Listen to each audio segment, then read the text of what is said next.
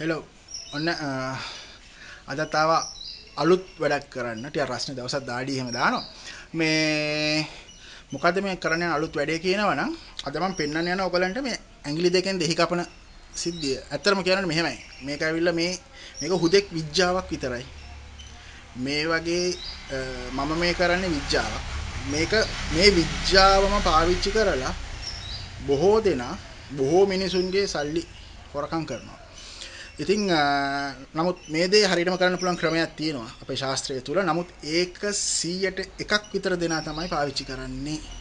ඊටු 99%ම කරන්නේ බොරුව පැහැදිලිව කියනවා. ඉතින් මම ඔයගලන්ට මේ දෙහි ගෙඩි දෙක කපලා පෙන්නනම් ඇඟිලි වලින් කරන විදිය කියලා දෙන්න බෑ. මොකද මම ගෞරවයෙන් ඉල්ලනවා දැන් මම මේක වීඩියෝ එක දැම්මට පස්සේ වුණත් කවුරුත් මේක ඔයා මෙහෙමයි නේද කරේ කියලා දාන්න එපා කරන විදිය. මොකද මේ ඊට පස්සේ මේක බලපු කෙනෙක් නොබලපු කෙනෙක්ව රවට්ටන්න පුළුවන්. ඉතින් මේ රවට්ටන්න නෙමෙයි මේ මෙහෙම දෙයක් තියෙනවා සමාජය තුළ පරිස්සම් වෙන්න කියන එක කියන්නයි මට අවශ්‍ය කරන්නේ. මොකද අපි ජ්‍යොතිෂවේදීන් මේ ශාස්ත්‍රය තුළ මේ වගේ බොරුව කෙරෙන නිසා තමයි මේ ශාස්ත්‍රය අද වලපල්ලට ගිහිල්ලා තියෙන්නේ. මිනිස්සු මේ ශාස්ත්‍රයට ගරු කරන්නේ නැත්තේ.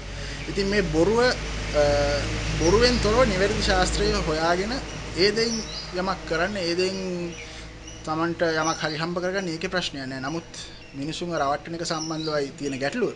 ඉතින් ඔන්න මම කරලා පෙන්නන්නම්. දෙහි ගෙඩිය ඇඟිල්ලෙන් කපලා පොඩ පස්සට වෙලා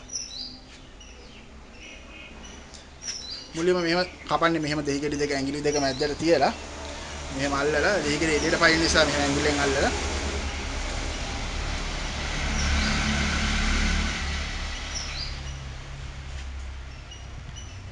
ඔය තියෙන්නේ දෙහි ගෙඩිය කපන විදිය.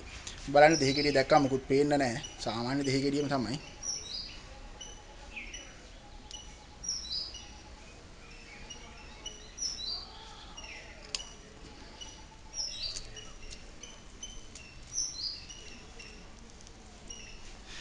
ඉතින්